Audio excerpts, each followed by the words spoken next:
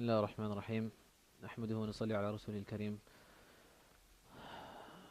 اللهم علمنا ما ينفعنا وانفعنا بما علمتنا وزدنا من فضلك علما وتعليما إنك على كل شيء قدير. So we're continuing this class on Tajweed. I forgot to bring my notes. Do you have yours?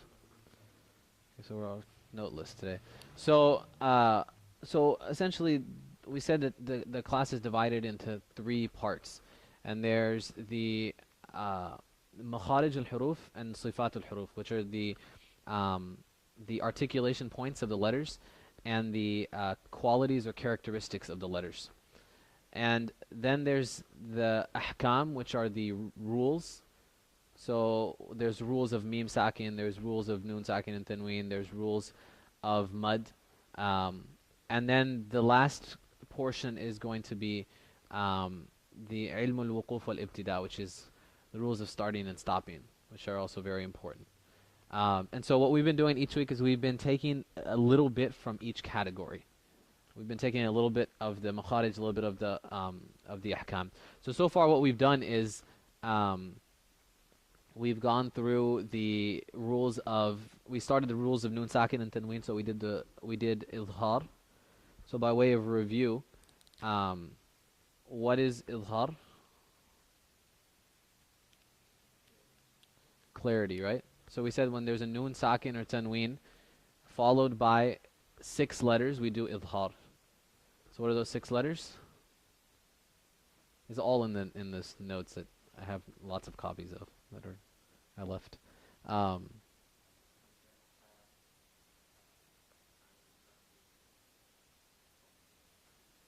Okay, so how does it go in like the right order? Right? So he says in the poem, Hamzun faha'un thumma aynun ha'un, and then muhammadatan, which is not really useful, but ghaynun kha'un. So Hamza ha, Ayn ha, Ghayn kha. Okay? Hamza ha, Ayn ha, Ghayn kha. So when you have one of those 6 letters after a noon with a sukoon or a tanween, what do we do? What do we do? Yeah, so it's clarity, it's izhar, right? So what's the basic example? I think Sindiata went outside, but the one that, is most basic, we say, right? In Surah Fatiha, right? There's a noon with sukoon followed by an ayn, and it's very obvious. This is the easiest rule. That's why they teach it first, because there's nothing to do, right? So you just say an'amta. There's no ghunna, there's no joining, there's no idgham, there's no assimilation, there's no nothing. It's just basically an'amta. Right. So that was the first one. We took examples of that, and we'll get practice when we recite. So I don't want to spend too much time on it. So those 6 letters, though, all of the stuff that we study is interrelated. So those 6 letters of izhar, in the category of makharij, in the study of articulation points, what is their relationship? The throat, yeah, the throat. So those are huruf al-halq. So we said, actually, I really wish I had the notes. We said that in terms of makharij, there's going to be broad areas that letters articulate from, right? There's broad areas. So the first one was what? Yeah, so like al-jawf, like the general cavity, and those are the vowel sounds. So a, e, u, right? You can't point like a comes from like a certain place. You can't say that. It's just the general, they just call it the body cavity, because they're the vowel sounds. A, e, u. So that's actually a alif with the fatha before it, a ya with the kasra before it, and a waw with a dhamma before it. These are all second. So that's the first one. The second one is what we just said. The second broad area of articulation is the throat, right? It's the throat. So these letters are huruf al-halq. So if the throat was, the letters of the throat we just said were what? 6 letters again? What were the 6 letters? Yeah.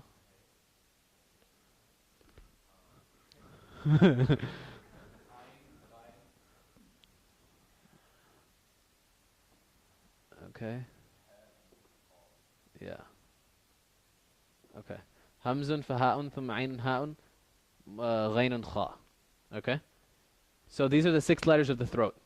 So the articulation points are important because now, for one thing, you know that these are the letters you do idhar, but also where to pronounce ayn versus a, right? Kha and gha.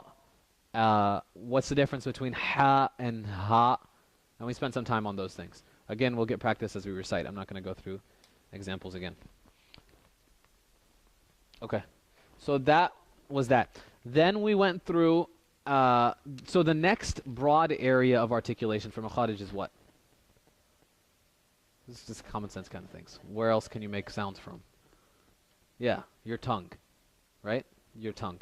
So, because mouth is not specific enough, because you can say lips and then you can say tongue. So the next place of articulation is going to be the tongue. And among the tongue is where most of the sounds originate from. So there's 10 makharij just in the tongue. And so the tongue is split up into the tip of the tongue, so the letters that you say like tha and tha, like from the tip of the tongue, and then letters that originate from غير طرف اللسان, so other than the tip of the tongue. So those are the ones we're going to do today, inshallah. Okay? So we're going to do the ones that are not from the tip of the tongue today. Okay, so that I will come back to it in a second. Just by the last thing that I want to review is, so we did 6 letters of idhar, and then what's the next rule that we did last week? The last rule we did? Idgham. Yeah. Or 2 weeks ago, actually. So I think we spent 2 weeks on it. So we did idgham. And so what are the letters of idgham? Yeah. So they make a mnemonic for everything that we'll study from here on out so that you can memorize it. So it's easy. The only one that doesn't have one is the letters of idhar, and it's like easy enough. Hamzun faha'un thumma aynun ha'un muhammatani thumma ghaynun kha'un. I don't know if that's easy, but it's like it rhymes. So they don't have one for that. Everything else will be like so that you can memorize it. So the word is yarmalun. The letters are ya, ra, mim, lam, waw, and nun. Okay? So yarmalun. So we said then for idgham there were 2 types. Right? There were 2 types. So now I get someone to answer all the questions, so it's good. So there's 2 types, because they're not helping. So 2 types. What were the 2 types? Yeah. So there's with ghunna and without ghunna. Okay? And so with ghunna we know is the nasal sound. You hold it for 2 beats, and we do ghunna. So what are those letters? Yeah.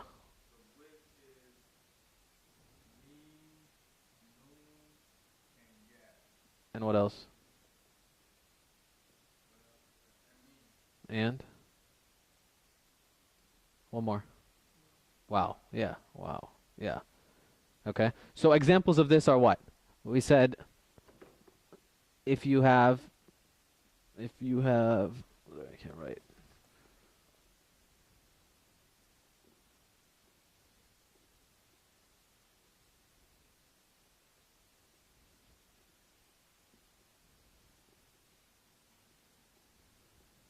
Right? So what do you do here? Somebody say it. Yeah. So you don't say minwa. You'd say min waraihim. You hold it for 2 beats and you do idgham. You join the noon to the waw. Right? So everybody say it after. Min waraihim. So 2 beats in this class is an exaggerated 2 beats. So it's you got to hold it for longer than 2 beats. Why? Because in reality you're not going to do 2 beats when you do it by yourself.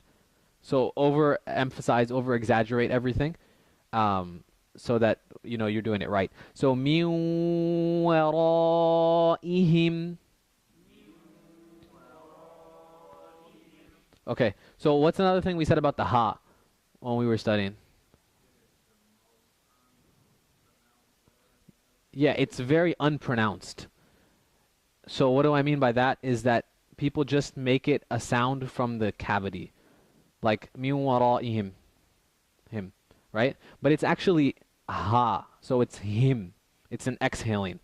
So that's neglected generally by most people. Nobody actually says him. But in Tajweed, we said Tajweed means what? Yeah, betterment or beautification. So betterment more so. So we want to like emphasize everything in this class, over exaggerate things, so that when you do them, you'll do that. So good. So that's all the review I'm gonna do, because we'll get all of this when we practice. But there's 4 letters. So that was yanmu, and what's left? Yeah. So we have lam and ra. Okay. And these two are gonna be with or without ghunna? Without. Okay. So we can say.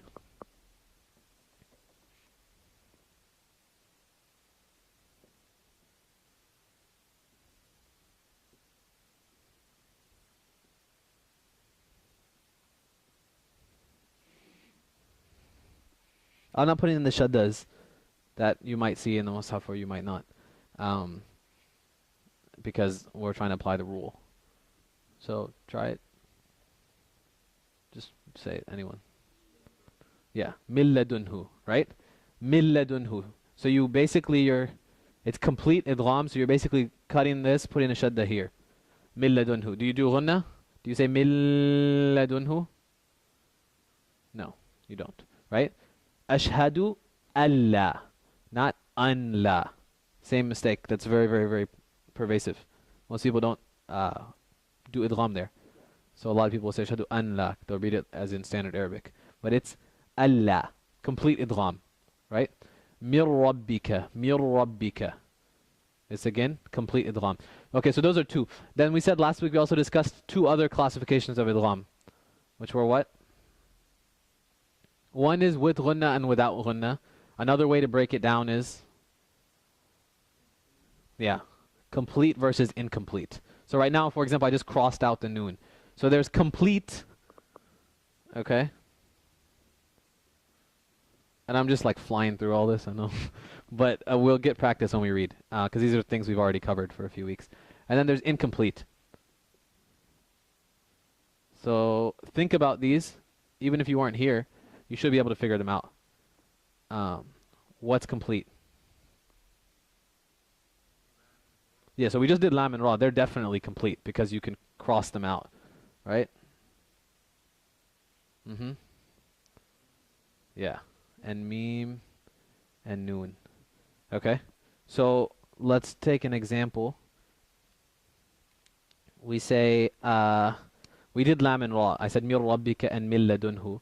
So for noon, I can say,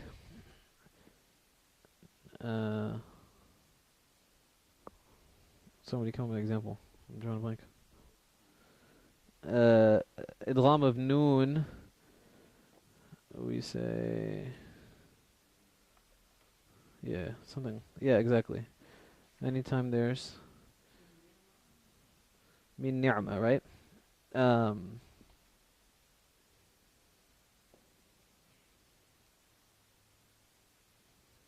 So if you were to say min ni'matin, okay? Min ni'matin. So how would we say this? Min ni'matin. There'd be ghunna for 2 beats. Min ni'matin. So when you have a complete idgham, how is it indicated in the mushaf? Shadda on the next letter. Okay? You'll see it. It'll be there. You'll see min ni'matin. So this is kind of the easy one because the shadda will be there. Okay? And then another example with meme would be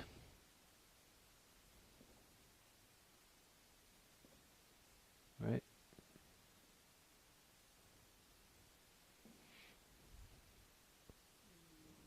Yeah, mimman. And last week we said mimman ma'ak. 3 idghams there. Okay. Incomplete. What are the 2 letters that are left?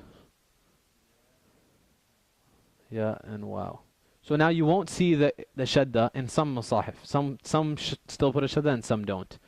And so this is like, continuing this class on Tajweed. I forgot to bring my notes. Do you have yours? Okay, so we're all note list today. So essentially, we said that the class is divided into three parts, and there's the sakin, there's rules of noon sakin and tanween, there's rules of mud, um, and then the last portion is going to be the ilm al-wuquf wal-ibtida, which is the rules of starting and stopping, which are also very important. And so what we've been doing each week is we've been taking a little bit from each category. We've been taking a little bit of the makharij, a little bit of the ahkam. So far what we've done is we've gone through the rules of, we started the rules of noon sakin and tanween, so we did izhar.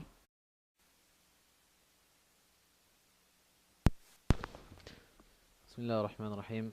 نحمده ونصلي على رسوله الكريم. اللهم علمنا ما ينفعنا وانفعنا بما علمتنا وزدنا من فضلك علما وتعليما إنك على كل شيء قدير. So we're continuing makharij al-huruf and sifat al-huruf, which are the articulation points of the letters and the qualities or characteristics of the letters. And then there's the ahkam, which are the rules. So there's rules of mim,